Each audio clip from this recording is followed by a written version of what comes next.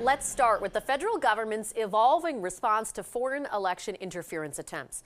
After weeks of mounting political and public pressure and allegations they didn't act when they were warned China tried to interfere in the last two general elections, the feds are taking the long-awaited step of launching consultations to set up a foreign agent registry.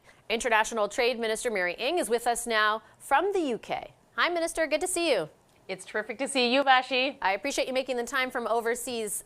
Over the past few weeks, I did ask your colleague, Minister Mendicino, probably no fewer than 8 times when these consultations would start and how long they'd take, and he didn't have a single answer for me. If your government was as dedicated or is as dedicated to rooting out foreign interference as you and your colleagues say it is, wouldn't you have started these consultations a long time ago? Well, I think the important thing is that they've started. We launched it yesterday. The website is open, and there's 60 days. So in the next 60 days, we hope that we'll hear from a lot of Canadians to give us the input that is necessary on their issues with respect to the creation of a registry. And we're looking forward to that feedback from Canadians, from stakeholders, and from those who wish to give the government feedback about the registry. And I do want to ask you some specifics about the registry, but again, with respect, I do want to ask you once more why it took so long. I mean, I remember the minister first mentioning at the outset of December that these consultations were something that he and his ministry were considering. You know, can you see how Canadians would see, oh, it's 3 months later and now in the middle of a controversy, all of a sudden they're starting?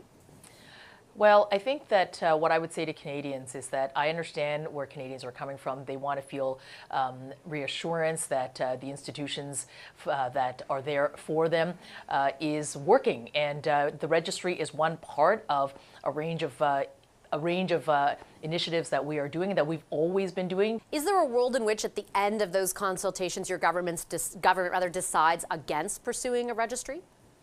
Well, I mean, the Minister Mendicino has lead for this file, so I certainly, I don't want to speak for my ministerial colleagues, but the point of the registry is to listen to Canadians on how best to put this registry forward. It could include legislation, and you know, what I said yesterday with Minister Mendicino when we launched the registry was that I think it's really important to listen to a range of voices from Canadians. As a Chinese Canadian, as a Chinese MP and cabinet minister, I think it's important that many voices are listened to. I know that I care deeply for my country, deeply about democracy, deeply about the functioning of our democratic institutions. I know that many Chinese Canadians do, but I also do hear from them. I hear concerns from them about a caste being over a community on things that we do that we do and that we cherish in doing because we fought so hard to do that. And I certainly take the point that it comes from many places, and certainly the last thing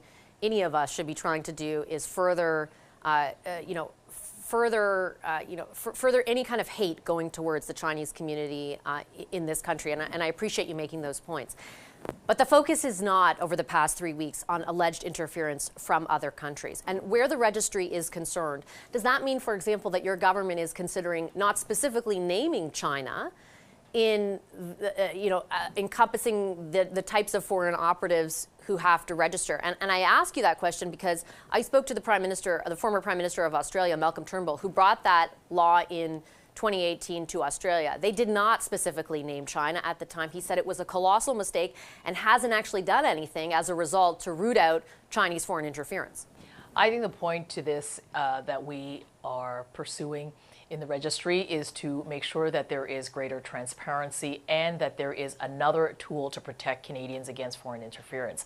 That's what this is. This is in addition to the work that we did in 2017 and 2019, which a law of Parliament that created NCCOP, the parliamentarian committee that has top secret clearance, both members of Parliament but as well as senators who have that top secret clearance in order to review all of the materials that would come from national security agencies.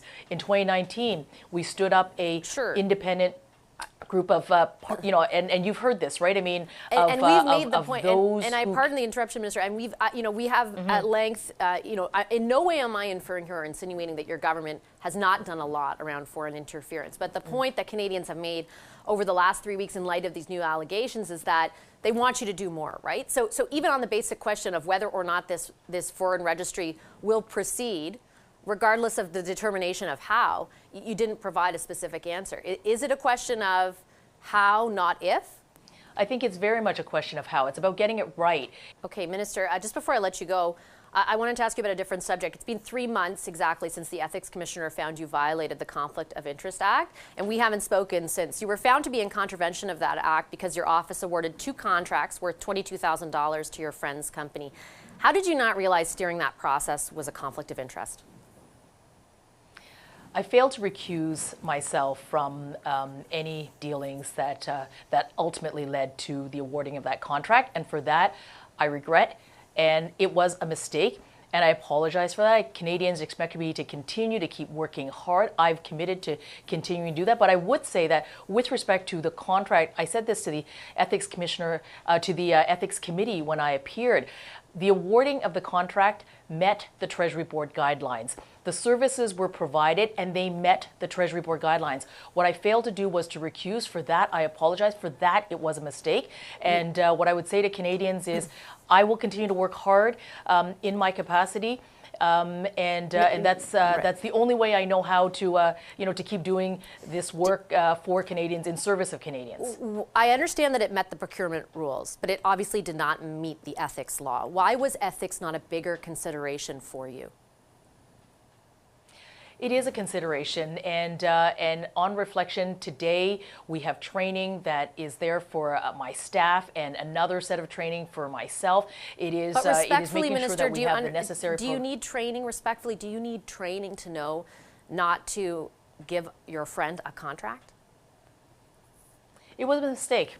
I acknowledge that. Did you ever consider resigning?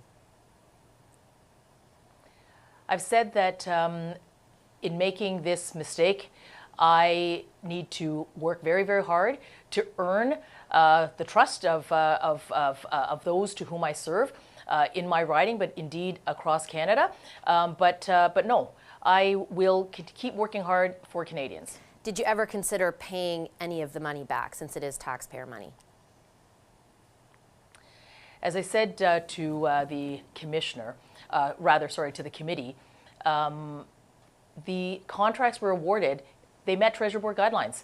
Service was rendered. And let me just explain what that service was. At the time, at the height of the pandemic, when it was critical for small businesses to know about the supports that were needed, I stand behind everything that I have done in service of small businesses at a time when they needed it the most, understanding that lending was available through the small business loan, understanding that they could get access to a wage subsidy that helped keep employees on the payroll, understanding that rent supports and the other range of supports that small businesses needed at the time when they needed it the most. It was at that point that I needed to make sure that I was communicating and to communicate clearly to Canadians and to those businesses about what the federal government was doing to help them.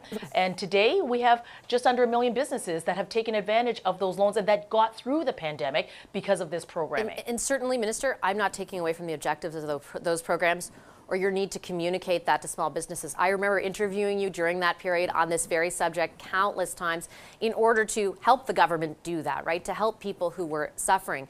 But that's not the issue I'm asking you about, right? And I think the reason that the opposition has put to you whether or not you would consider paying that money back is because it's taxpayer money that the Ethics Commissioner ultimately found was through a faulty process, through an ethically compromised process, was directed towards a friend of yours. And just to be clear, you're saying you have not and you will not consider paying that money back. That's true? Yes. And that's just because it complies with the procurement rules? There were services that were provided for Canadians in that work, and the contract was awarded and it met the procurement rules. And as I said, Vashi, and I've said this and I will continue to say it, I apologized for my lack of recusal. That will not happen again. And I commit to working very hard for Canadians and for my constituents. Minister, thank you very much for your time today. I appreciate it. Safe travels. Okay, thanks so much, Vashi.